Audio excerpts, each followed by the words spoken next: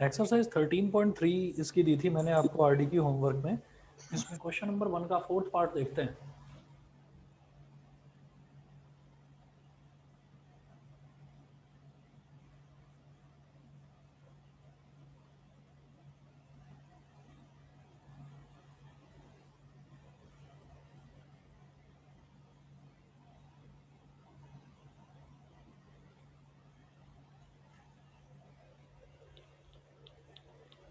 Question number 1 का 4th part है y is equal to 2x। y is equal to 2x। आप ये देखिए, इस क्वेश्चन में इन्होंने बोला draw the graph of each of the following linear equations in two variables. तो जितनी भी यहाँ पर लीनियर इक्वेशन दे रखी है उनके मेरे को ग्राफ्स ड्रॉ करने हैं। तो जैसे मान लीजिए ये वाली दे रखी है y is equal to 2x, तो इसको कैसे करेंगे?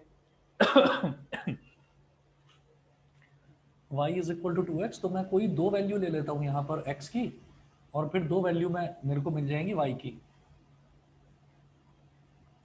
तो ये हो गया इधर x, ये हो गया y।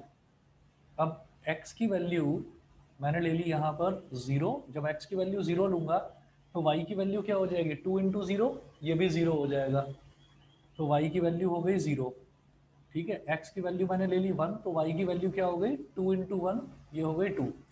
तो x की वैल्यू 0, x की वैल्यू 0, तो y की वैल्यू 0, x की वैल्यू 1, तो y की वैल्यू 2। ये हो गया। ठीक है, इसके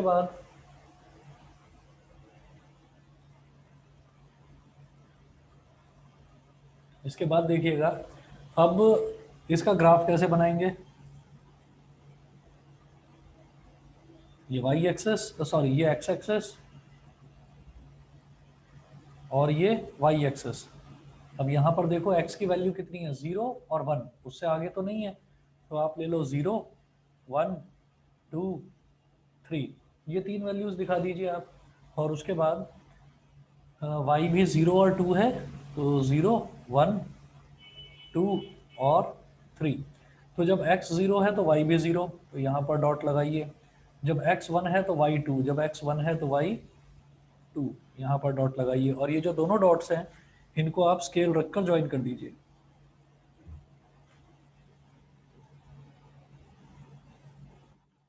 ये जो स्ट्रेट लाइन बन गई, this is y is equal to 2x। बताइए, क्लियर है? Yes sir. Yes sir. और बाकी सर बच्चों, मैंने हर एक क्वेश्चन के लिए 3 सॉल्यूशंस निकाले थे। कौन सा? मैं समझा नहीं। सर मैंने हर इक्वेशन के लिए 3 सॉल्यूशंस निकाले थे। ठीक है, कोई बात नहीं, चलेगा, कोई प्रॉब्लम ओके नहीं है। सर। हाँ, मतलब मिनिमम तो दो आपको चाहिए ही चाहिए। आप तीन भी निकाल सकते हो, चार भी निकाल सकते हो, दो भी ठीक है, तीन भी ठीक है, दोनों प्रॉब्लम नहीं है, दोनों ठीक है। ठीक है, आगे चलते हैं। अब इसके बाद आपने कौन सा पूछा बेटा? Fifth, yes sir. Fourth, fifth, six, seven. तो फिफ्थ पार्ट देखते हैं।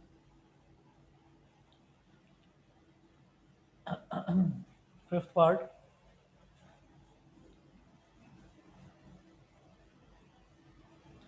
फिफ्थ पार्ट में क्या है? फिफ्थ पार्ट है इसका 3x plus 5y is equal to 15। 3x plus 5y is equal to 15। यहाँ से भी y की वैल्यू निकालेंगे। तो 5y is equal to 15 minus 3x। अब ये 5 यहाँ मल्टीप्लाई हो रहा है तो इधर जाकर डिवाइड में चला जाएगा। 15 माइनस 3x अपॉन 5 हो गया। ठीक है, अब ये जैसे आया तो अब मैं इसमें क्या करूँगा? आप ये देखिए, यहाँ पर मैं x की वैल्यू जो है वो अलग अलग डालते हैं फिर से। तो देखिए, जब मैं x की वैल्यू 0 डालूंगा, if x is equal to 0, तो y is equal to 15 minus 3 into 0 upon 5। 15 minus 0 तो 15 ही हो गया, तो 15 अपॉन 5 कितना हो जाएगा? 3। जब x की वैल्यू 0 है तो y की वैल्यू 3 आ गई। फिर मैं जानबूझकर x की वैल्यू ऑफ 5 ले रहा हूँ। 5 लेने पर क्या होगा? ये हो जाएगा 3 5 ज़ा 15, है ना? तो मैं जानबूझकर x की वैल्यू 5 ले रहा हूँ। तो 15 माइनस 3 इंटू 5 अपॉन 5, तो ये हो गया 15 माइनस 15 अपॉन 5। अब 15 से 15 कट गया, तो 0/5 ये हो गया 0, ये हमारे पास 0 हो गया। तो ये x की वैल्यू 5 आ गई और y की वैल्यू 0 आ गई, ठीक है। अच्छा, तो मेरे पास दो वैल्यूज आ गई हैं, मैं इसकी एक छोटी सी टेबल बना लेता हूँ।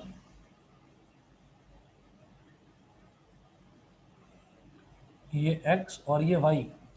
अब देखिए, जब x की वैल्यू 0 है तो y की वैल्यू 3, जब x की वैल्यू 0 तो y की वैल्यू 3, जब x की वैल्यू 5 तो y की वैल्यू 0, x की वैल्यू 5 तो y की वैल्यू 0। तो फिर इसके लिए एक ग्राफ बनाते हैं।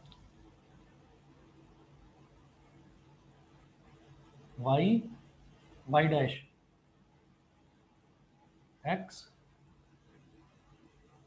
डैश, ये हो गया, ठीक है। अब जरा देखिए, x की वैल्यू 0 से लेकर 5 तक जाती है, तो मेंशन करो यहाँ एक्सक्यूज मी 0 सर। 1। हाँ जी। सर जैसे आपने फोर्थ पार्ट में ग्राफ बनाया था वैसे इस वाले में बना सकते हैं? हाँ, मतलब सिर्फ पॉजिटिव पॉजिटिव वाला, है ना। Yes sir. हाँ, बना सकते हो, कोई प्रॉब्लम नहीं है, ठीक है। फिर ओके सर।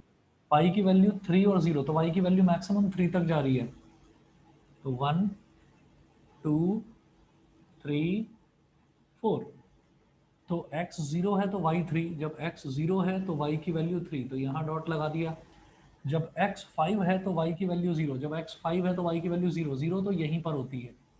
तो ये हो गया, इन दोनों डॉट्स को आप ज्वाइन कर दीजिए।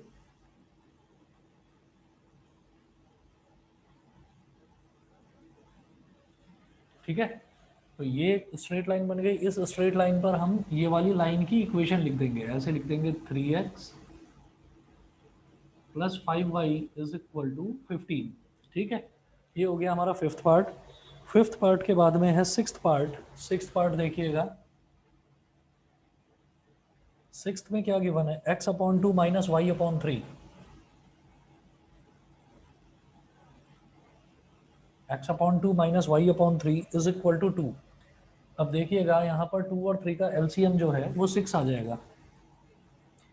तो ये हो गया 6, तो 2 3 ज़ा 6, 3 इंटू एक्स हो गया 3x, माइनस 3 2 ज़ा 6, 2 इंटू वाई हो गया 2y इज इक्वल टू 2। अब इसको 6 को इधर ले जाओ तो ये इधर मल्टीप्लाई हो जाता है। सभी को क्लियर है ना यहाँ तक? Yes sir. Yes sir.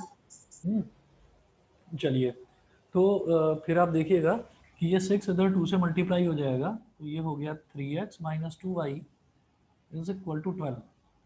अब x के साथ इधर 3 मल्टीप्लाई हो रहा है, y के साथ इधर -2 मल्टीप्लाई हो रहा है। तो आप कुछ भी करो, कोई भी टर्म अकेला नहीं है, हर एक के साथ कुछ ना कुछ मल्टीप्लाई हो रहा है। तो फिर मुझे क्या करना पड़ेगा, यहाँ पर मैं y की वैल्यू निकाल लेता हूँ। चलो, तो ये 3x है, इसको 12 को इधर ले आओ, 3x minus 12 is equal to 2y, या पलट कर लिख दो आप, 2y is equal to 3x minus 12। अब y के साथ ये 2 मल्टीप्लाई हो रहा है, तो ये 2 यहाँ डिवाइड में चला जाएगा,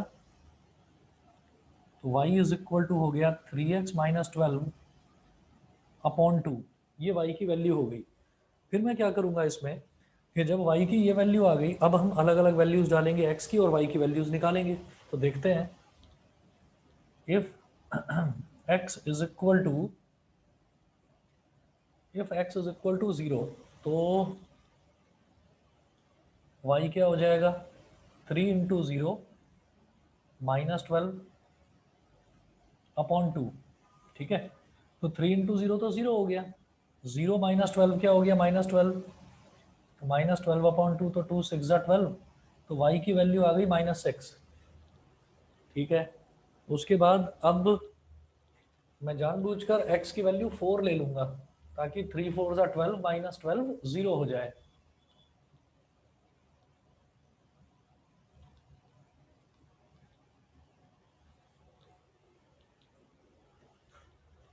तो x की वैल्यू 4 ले लेंगे। If x is equal to 4, if x is equal to 4, तो y क्या हो जाएगा, 3 इंटू 4 माइनस 12 अपॉन 2, तो 12 माइनस 12 अपॉन 2, तो ये हो गया 0/2 विच इज इक्वल टू 0। तो x की वैल्यू 4 और y की वैल्यू 0 आ गई। अब दो वैल्यूज आ गई, बहुत है। तो आप क्या करिए, एक टेबल बना लीजिए।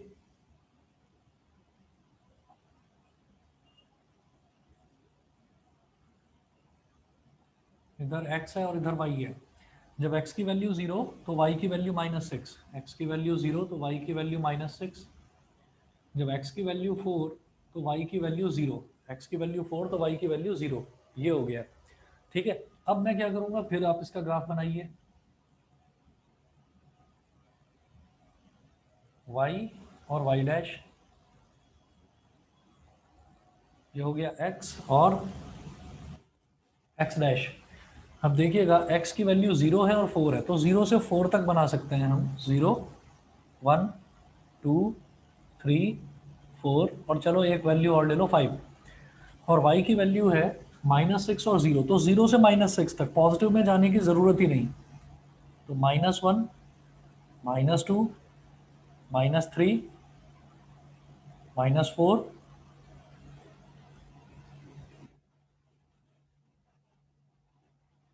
-5 और -6, ये हो गया y डैश। जब x की वैल्यू 0 तो y की वैल्यू -6, जब x 0 है तो y -6, तो यहाँ पर मैंने एक डॉट लगा लिया। इसी तरीके से जब x की वैल्यू 4 है तो y की वैल्यू 0, x की वैल्यू 4 तो y की वैल्यू 0। अब ये जो दो डॉट्स हैं इन दोनों को आप ज्वाइन कर लीजिए,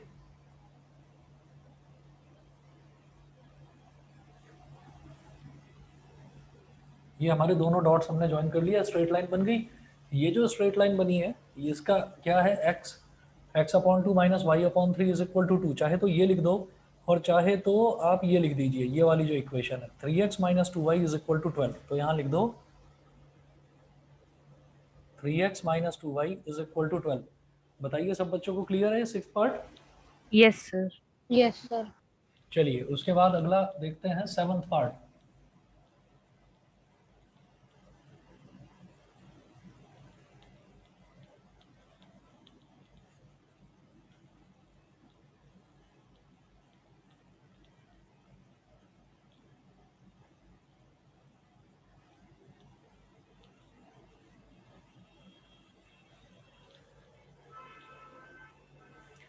तो सेवंथ पार्ट देखते हैं। सेवंथ पार्ट में देखिएगा क्या करना है। सेवंथ पार्ट में दे रखा है x - 2/3, x - 2/3 is equal to y - 3 is equal to y - 3।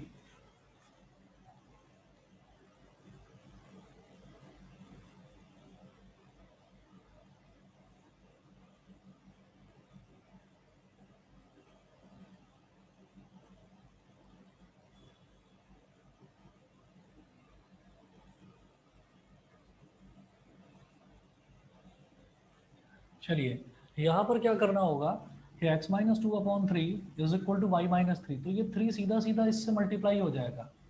ये मेरे पास ऐसा हो गया बेटा, x - 2 is equal to 3 into y -3। ठीक है, हम इसको पलट कर भी लिख सकते हैं, हम ऐसे भी लिख सकते हैं 3 into y -3 is equal to x - 2। इसमें किसी को कोई प्रॉब्लम तो नहीं कि अगर मैं पलट कर लिख दूं, चाहे a is equal to b लिखो या b इज इक्वल टू 1 लिखो, बात एक ही है। समझ में आ गया? Yes sir. ठीक है, चलिए अब मैं ये कहता हूँ यहाँ पर कि 3 इंटू वाई हो गया 3y और 3 इंटू -3 हो गया -9 इज इक्वल टू x - 2। -9 को इधर ले गए तो 3y is equal to x plus 9 - 2, तो 3y इज इक्वल टू हो गया x प्लस 7। तो y कितना हो गया, x प्लस 7/3। ये y की वैल्यू आ गई x प्लस 7/3। ठीक है,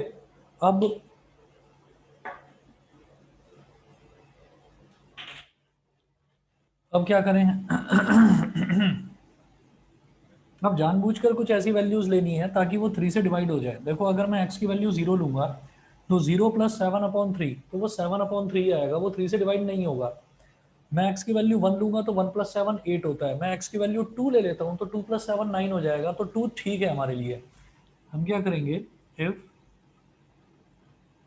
x इज इक्वल टू 2 तो y is equal to 2 plus 7/3, यानी कि 9/3, तो 3 3 9, तो y की वैल्यू आ गई 3। जब x की वैल्यू 2 है तो y की वैल्यू आ गई 3। उसके बाद मैं बात करता हूँ कि अगर x की वैल्यू मान लो हम 3 ले लेते हैं तो 3 + 7 10 नहीं बनेगी बात। सर 4 5। तो 5 लें, सीधा सीधा 5, बिल्कुल सही। If x is equal to 5 तो फिर y की वैल्यू क्या आ जाएगी, y is equal to 5 + 7 upon 3। 5 + 7 हो गया 12, 12 अपॉन 3, 3 4 ज़ा 12। तो फिर y की वैल्यू आ गई 4। x की वैल्यू 5 है तो y की वैल्यू आ गई 4। अब ये बीच वाले पोर्शन में कर रहा हूँ सारा इसका ग्राफ। Next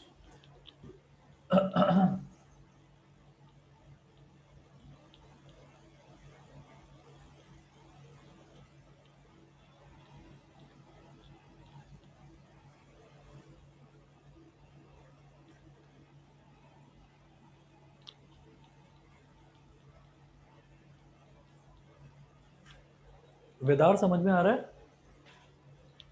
yes sir. ठीक है, चलिए तो ये हमारे पास एक टेबल बना लूंगा अब मैं यहाँ पर इस तरीके से। सर हम x की वैल्यू कुछ भी ले सकते हैं ना? x की वैल्यू कुछ भी ले सकते हैं। Okay sir. मैंने यहाँ पर ले लिया, ये x है, ये y है।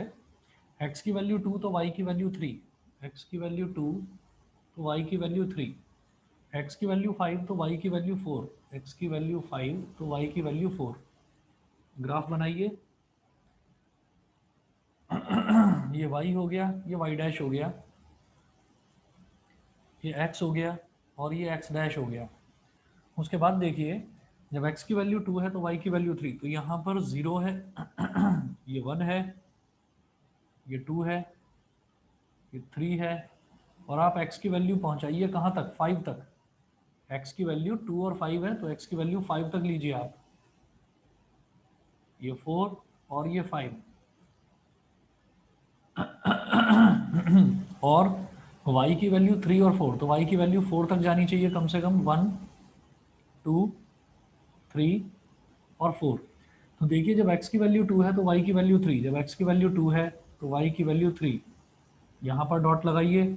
जब x की वैल्यू 5 है तो y की वैल्यू 4, जब x की वैल्यू 5 है तो y की वैल्यू 4, 4 के सामने वाला, ये हो गया। ये दोनों डॉट्स को आप ज्वाइन कर लीजिए, इधर एरो बना दो और इधर एरो बना दो, और इस स्ट्रेट लाइन पर आप क्या लिखेंगे, ये जो हमारी इक्वेशन बन गई थी 3y is equal to x + 7, ये लिख सकते हो आप,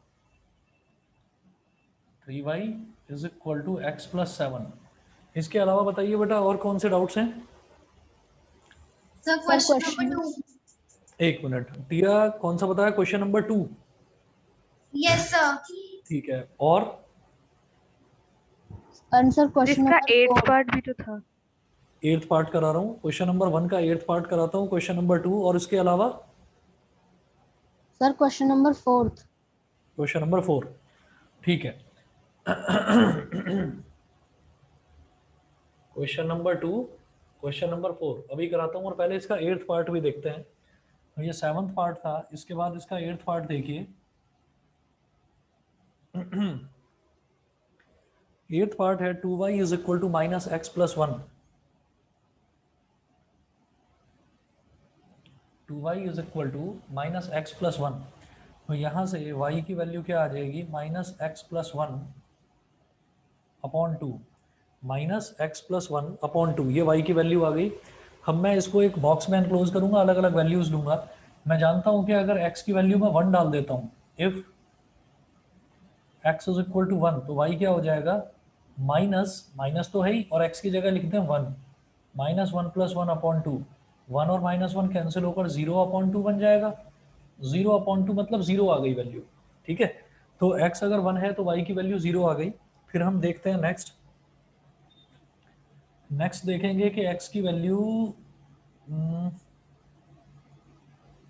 if x is equal to -1, तो -1 अगर हो जाए वैल्यू तो देखो क्या होगा, y is equal to minus, minus तो पहले से था, और x की वैल्यू आपने -1 ले ली, तो -(-1 + 1 अपॉन 2), तो minus of minus, minus into minus कितना होता है, प्लस, तो प्लस का 1 + 1 अपॉन 2, तो ये हो गया 2/2, मतलब ये हो गया 1।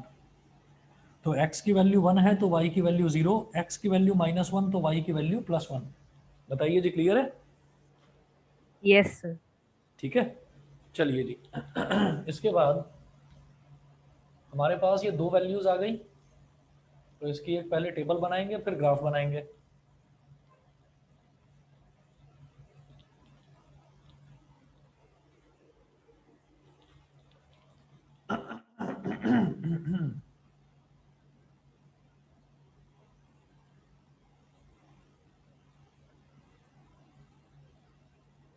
इधर x है और ये y है। x की वैल्यू 1 तो y की वैल्यू 0, x की वैल्यू 1 तो y की वैल्यू 0, x की वैल्यू -1 तो y की वैल्यू +1, x की वैल्यू -1 तो y की value +1,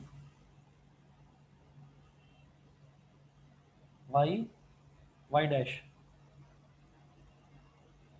x x dash. x की वैल्यू कितनी आ रही है 1 और -1, तो ये बीच में 0, इधर 1, इधर 2, इधर -1, इधर -2। y की वैल्यू 0 और 1, तो इधर 0, इधर 1 और इधर 2। बस इतना वैल्यू ले लो, सफिशिएंट है। जब x की वैल्यू 1 है तो y की वैल्यू 0, जब x की वैल्यू 1 है तो y की वैल्यू 0, तो 0 तो वहीं पर हो जाता है, तो उसी पर मैंने डॉट लगा दिया। ठीक है, उसके बाद हम कहेंगे कि जब x की वैल्यू -1 तो y की वैल्यू +1, x की वैल्यू -1 तो y की वैल्यू +1, एक डॉट यहाँ पर आ गया। इन दोनों डॉट्स को मैं ज्वाइन कर दूंगा,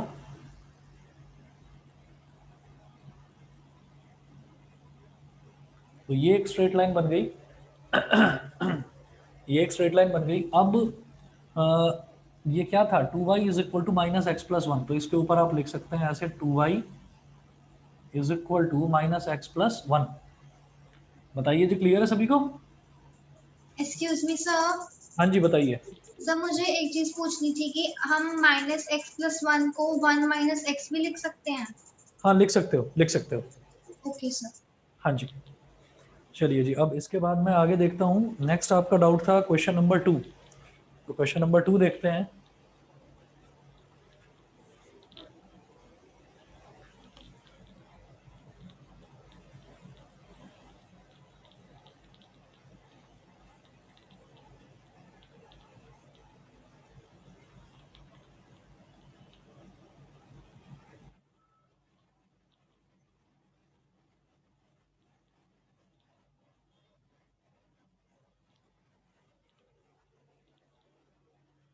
ये भी कर ही लिया होगा, मिटा दूं बीच वाला पोर्शन?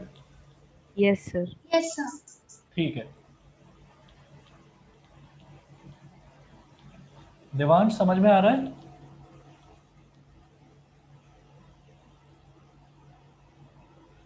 देवांश समझ में आ रहा है तुम्हें? Yes sir. ओके।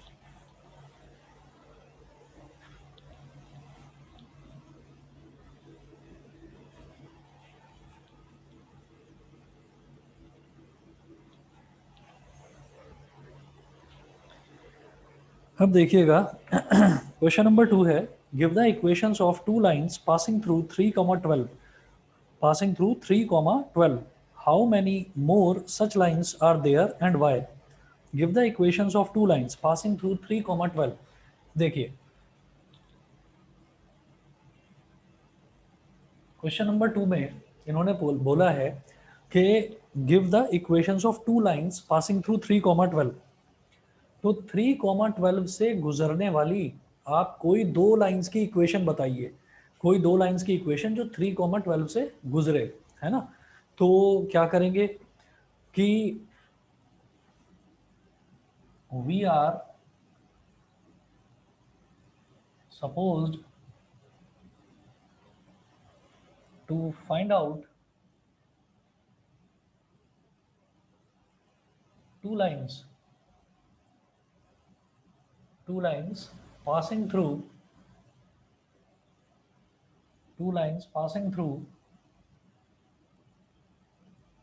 3, 12। मुझे दो लाइंस ऐसी बनानी है जो कि 3, 12 से पास हों। तो इसका मतलब क्या है, ये जो 3, 12 लिखा हुआ है बेटा, ये होते हैं कोऑर्डिनेट्स। ठीक है, तो आप ये देखिएगा, it implies that x is equal to 3 and y is equal to 12, ये दो वैल्यूज दे रखी हैं। तो हम ये कहेंगे कि ऐसी कितनी लाइंस बन सकती हैं। हम ये कहेंगे पहले मैं एक लाइन बनाता हूँ। लाइन बनाने का मतलब क्या है कि मुझे उसकी लाइन की इक्वेशन बनानी है। तो हम ये कहेंगे first lines equation, first lines equation. तो पहली लाइन की इक्वेशन मैं ऐसे ही लिख देता हूँ, x plus y. X plus y किसके इक्वल है? 3 प्लस 12 किसके इक्वल है? 15 के इक्वल। तो एक इक्वेशन तो ये हो गई। सेकेंड लाइंस इक्वेशन,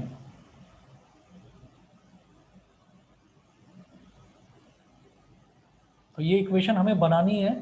तो अलग अलग स्टूडेंट अलग अलग तरीके से बना सकता है। जैसे मैंने एक इक्वेशन बना ली, x plus y is equal to 15।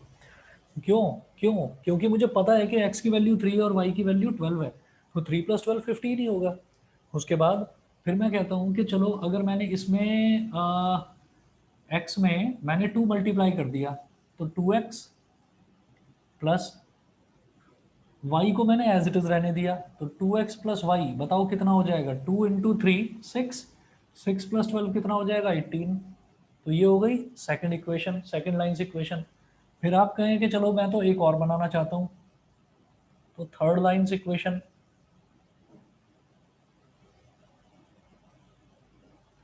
एक तीसरी लाइन बनाओ, उसकी इक्वेशन। मैंने कहा कि मैंने x में 2 को मल्टीप्लाई करा था, अब y में भी कुछ मल्टीप्लाई कर दो। चलो 2x प्लस 4y, तो 2 इंटू 3, 2 3 का कितना हो जाएगा? 6, और 4 इंटू 12, 4 12 जा हो जाएगा 48। तो 48 प्लस 6 कितना हो गया? 54। तो हम ये कहेंगे like this we can form an infinite number of straight lines. We can form an infinite number of straight lines that pass through straight lines that pass through 3, 12। तो ये सिर्फ 3, 12 की कहानी नहीं है। ये क्या है कि आपको कोई भी एक पॉइंट दे रखा हो, तो उस पॉइंट से कितनी number of straight lines pass हो सकती हैं। हम ये कहते हैं कि किसी एक पॉइंट से पास होने वाली स्ट्रेट लाइंस कितनी हो सकती हैं? इनफाइनाइट, बहुत सारी हो सकती हैं। ठीक है, इनफाइनाइट का मतलब अनंत, न जाने कितनी, बहुत सारी। बताइए जी, क्लियर है सभी को? Yes sir. Yes, sir. Yes sir. तो ये आप अपनी तरफ से बना सकते हो। तो इस क्वेश्चन का कोई फिक्स आंसर नहीं होगा।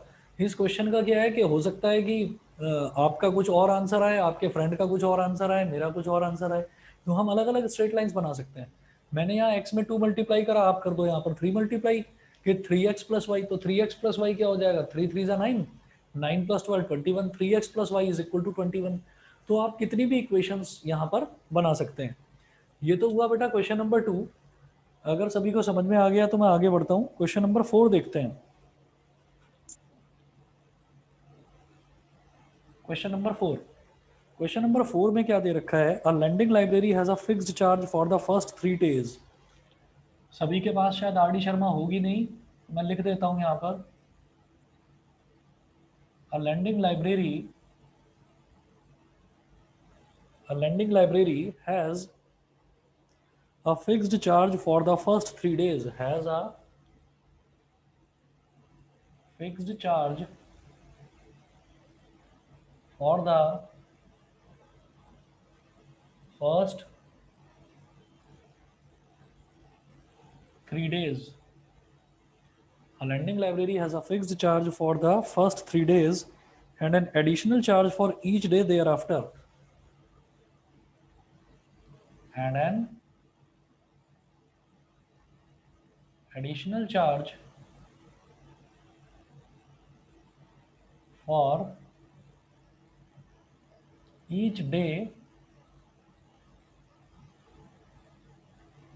and an additional charge for each day thereafter. Full stop. Arushi paid rupees 27 for a book.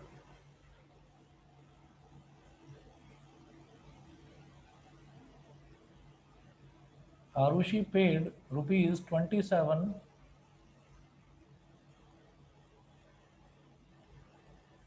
Arushi paid rupees 27 for a book kept for 7 days. For a book kept for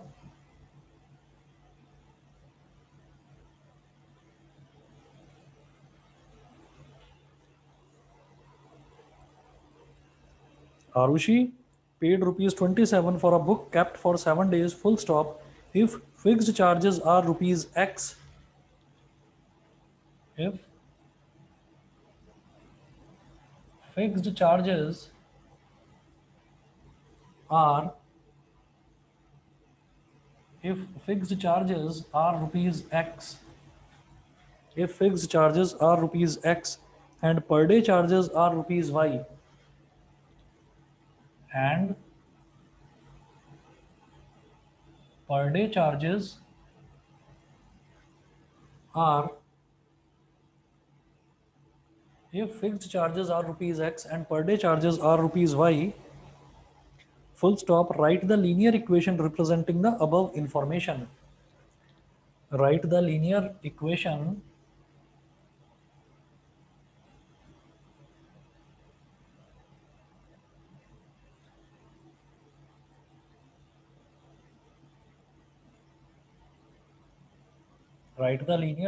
representing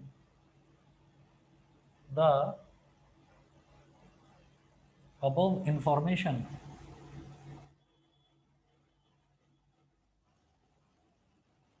Write the linear equation representing the above information.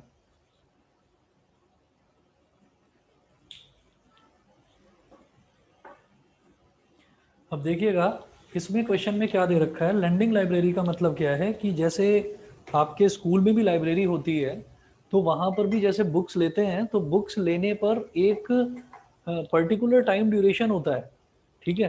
तो school में क्या है कि कभी भी अगर आपने school की जो फीस की जो स्लिप मिलती है ना आपको, तो वो जो फीस की स्लिप है उस फीस की स्लिप में आप ना ब्रेकअप देख सकते हैं अपनी फीस का। तो उसमें लाइब्रेरी के चार्जेस भी होते हैं। अगर आप चाहें तो आप लाइब्रेरी से कोई बुक इशू करा सकते हैं, तो उसका कोई एक पर्टिकुलर टाइम ड्यूरेशन होता है कि एक बुक आप इतने दिन के लिए इशू करा सकते हैं। उसमें से अगर आपको कोई टॉपिक पढ़ना है, पढ़कर नोट्स बनाने हैं, तो आप वो पढ़कर नोट्स बना लीजिए और फिर उसके बाद आप एक पर्टिकुलर टाइम के बाद आप उसको रिटर्न कर दीजिए। तो जो मान लीजिए 1 हफ्ते का वो टाइम देते हैं या 3 दिन का वो टाइम देते हैं, तो 3 दिन के लिए कोई चार्जेस आपसे लेते नहीं। तो वो चार्जेस क्यों नहीं लेते? क्योंकि वो चार्जेस आपकी फीस में इंक्लूडेड है। आप देखेंगे तो आपकी फीस की जो स्लिप मिलती है उसमें ट्यूशन फीस होती है और जो एडिशनल फीस होती है उसमें लाइब्रेरी की फीस होती है, और जो आप वाटर यूज़ करते हैं, वाटर पीते हैं, पानी जो आप पीते हैं स्कूल से लेते हैं, तो उसकी भी फीस होती है। तो बहुत सारी चीज़ों की, ट्रांसपोर्ट की फीस होती है, तो ये सारी जो फीस उसमें ले रखी होती है। तो ये तो स्कूल की लाइब्रेरी की बात हो गई, वहाँ भी आप पेमेंट पहले ही कर चुके हैं। अब दूसरी बात यह है कि कुछ प्राइवेट लाइब्रेरीज भी होती हैं, तो उन प्राइवेट लाइब्रेरीज का क्या फंडा होता है कि आप वहाँ पर जाएंगे और जाकर आप वहाँ पर जब कोई बुक इशू कराते हैं तो आपको पैसा देना पड़ता है। तो वही इन्होंने बताया, अ लेंडिंग लाइब्रेरी जो बुक्स उधार पर देती है, उधार मतलब किराए पर देती है, has a fixed charge for the first 3 days. तो पहले 3 दिन के लिए उसके फिक्स्ड चार्जेस हैं। तो उन्होंने बोला if fixed charges are rupees x, तो 3 दिन के लिए आपको कुछ नहीं, आपको एक्स रुपीज देना है। फिर चाहे आप उसको 1 दिन में लौटाएं, चाहे 2 दिन में लौटाएं, चाहे 3 दिन में लौटाएं, आपको एक्स रुपीज से एक्स्ट्रा कुछ भी नहीं देना। उसके बाद वो बोलते हैं, तो सर एक्स की जगह कोई और वैल्यू नहीं हो सकती? नहीं, एक्स की जगह कोई और वैल्यू भी हो सकती है, पर यहाँ पर एक्स दे रखा है। इन्होंने बोला ना if fixed charges are rupees x, तो यहाँ पर एक्स दे रखा है, इसलिए मैं एक्स बोल रहा हूँ।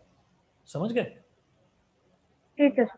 ठीक है। अच्छा, अब इसके बाद इन्होंने बोला if fixed charges are rupees x and per day charges are rupees y. अगर हमारा जो फिक्स्ड चार्जेस हैं अगर वो एक्स रुपीज़ हैं और जो आगे के पर डे चार्जेस हैं वो रुपीज़ वाई है, मतलब 3 दिन तक तो आपको एक्स रुपीज़ के अलावा कुछ देना नहीं। फिर उसके बाद आप ये देखिए, आरुषि है एक लड़की, उसने 27 रुपीज़ दिए हैं for a book kept for 7 days. तो उसके पास एक बुक उसने ली और वो बुक अपने पास उसने 7 दिनों तक रखी।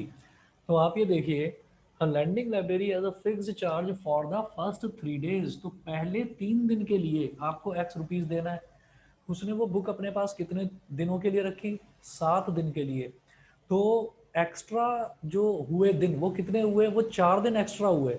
तो जब 4 दिन एक्स्ट्रा हुए तो पहले 3 दिन के लिए तो एक्स रुपीज, फिर बाद के हर दिन के लिए उसको वाई रुपी देना है। तो 4 दिन के लिए कितने हो गए, 4 इंटू वाई।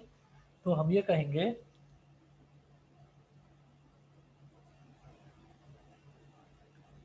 कि 3 days चार्ज प्लस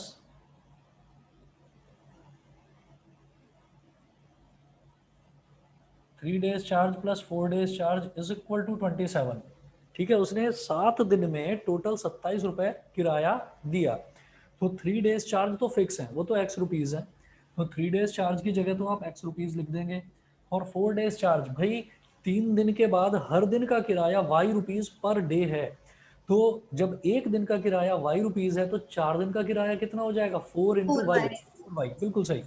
तो x plus 4y is equal to 27। बस मुझे कोई ग्राफ नहीं बनाना था, मुझे बस ये इक्वेशन बनानी थी। तो ये इसका फाइनल आंसर है। बताइए समझ में आ गया? पार्थ, लक्ष्य, यस देवांश, सर। अन्या? सर बस इतना ही आंसर है इसका? Yes, sir. बस बेटा यही है। Okay sir. Yashika, yes Yashika sir. Clear है?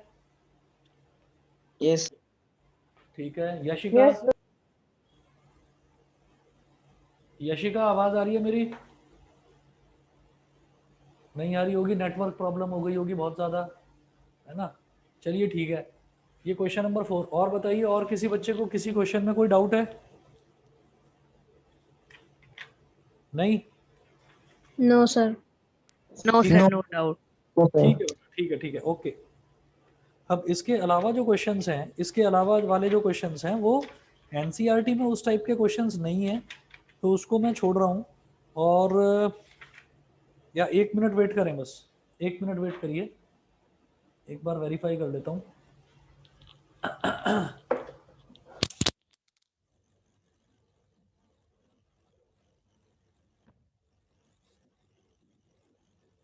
Excuse me sir. हाँ जी।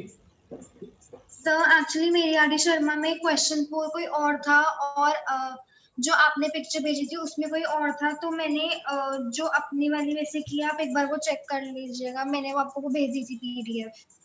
ठीक है, मैं बता दूंगा। Okay sir. हाँ, तुमने होमवर्क की फोटो भेजी थी ना? यस सर, मैंने भेजी थी। हाँ, ठीक है, ठीक है, मैं अभी देख कर बता दूंगा।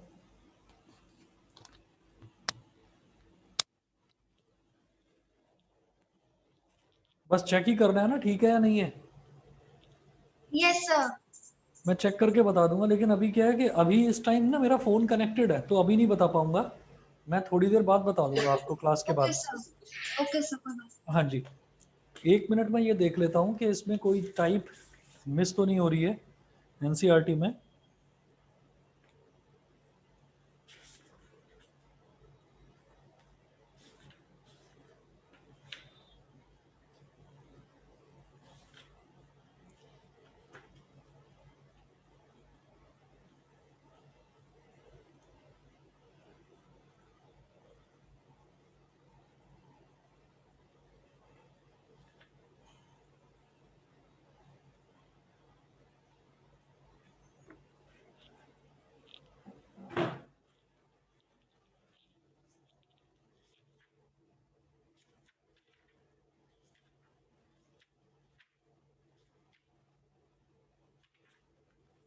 चलिए जी, टाइप्स तो इसमें यही थी, बाकी एक दो क्वेश्चंस और हैं।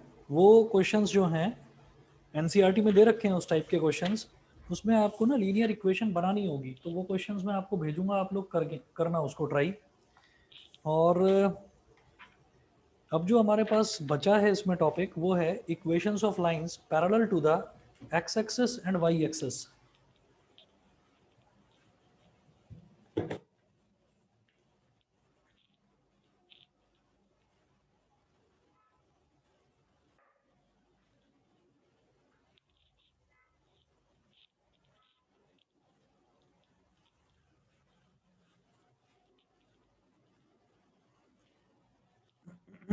मैं इस तरफ कर रहा हूँ।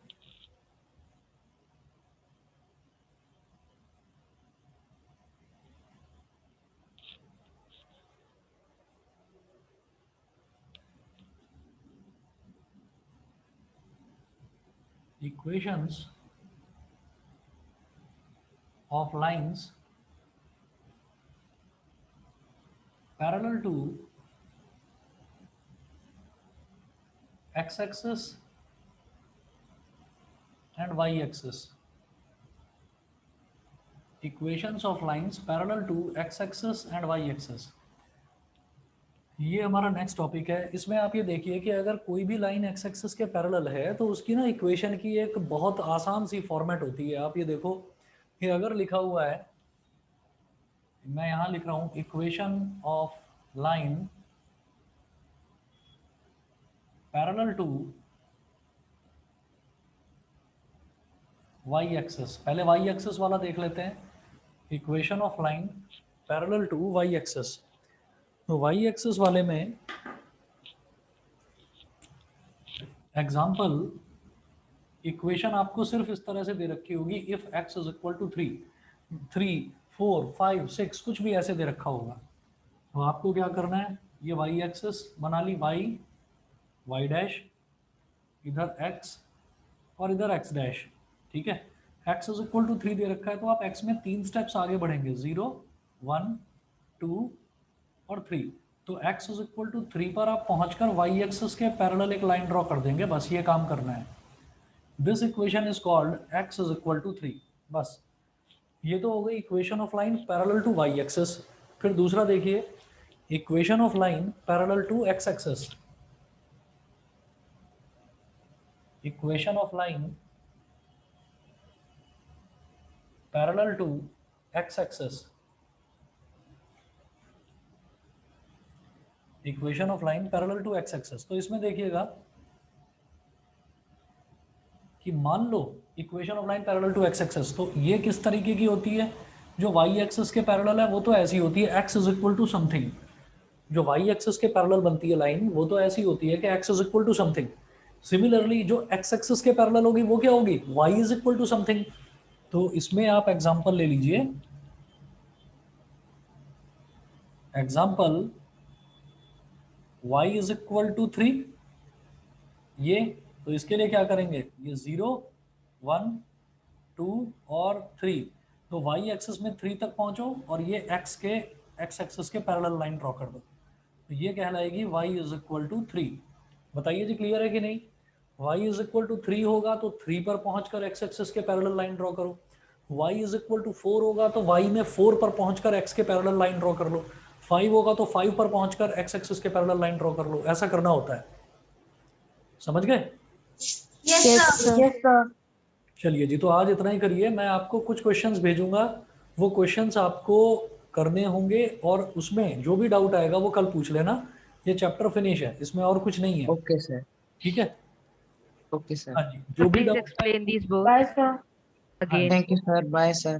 Okay okay, excuse me sir. हाँ जी, bye sir. Sir please explain this again. अच्छा ठीक है, मैं एक बार बताता हूँ। देखिए, इसमें ऐसा है कि जब भी कोई भी एक लाइन है, मान लो x इज इक्वल टू 3 दे रखा है, हमारे पास अब कोई प्रॉपर इक्वेशन नहीं बनी हुई आएगी कि x plus y plus something, ऐसा कुछ नहीं होगा। जब भी कभी सिर्फ एक वेरिएबल दे रखा हो, जैसे x इज इक्वल टू 3 दे रखा है, मान लो x इज इक्वल टू 3 दे रखा है, तो ये भी एक स्ट्रेट लाइन है। कैसे बनेगी, आप x में 3 तक पहुंचो, 1, 2, 3 और y एक्सिस के पैरेलल लाइन ड्रॉ कर दो। अगर दे रखा है y इज इक्वल टू 3, सिर्फ ये, तो आप कहोगे कि अरे यहाँ तो सिर्फ एक ही वेरिएबल है, y है, x तो है ही नहीं। तो हम ये कहेंगे कि हाँ, ऐसी भी इक्वेशंस आ सकती हैं जिसमें केवल एक वेरिएबल हो। तो y इज इक्वल टू 3 का मतलब क्या है, अब y एक्सिस में 3 स्टेप तक पहुंचो, 1, 2, 3, और फिर क्या करेंगे कि आप x एक्सिस के पैरेलल ड्रॉ कर दोगे इसको। बस ये करना है। y इज इक्वल टू 3 है तो y में 3 तक पहुंचो और x के पैरेलल ड्रॉ कर दो। x इज इक्वल टू 3 है तो x में 3 तक पहुंचो और y के पैरेलल ड्रॉ कर दो। बस ये करना होता है। Okay sir. Okay sir. ठीक है, मैं 2-3 क्वेश्चंस और हैं वो आपको भेजूंगा, वो आप लोग करना ट्राई। जो प्रॉब्लम आए वो कल पूछना। चैप्टर वैसे फिनिश है ये, और कुछ बचा नहीं इसमें। Okay sir. Thank you sir. Good evening sir. Okay, good evening, good evening.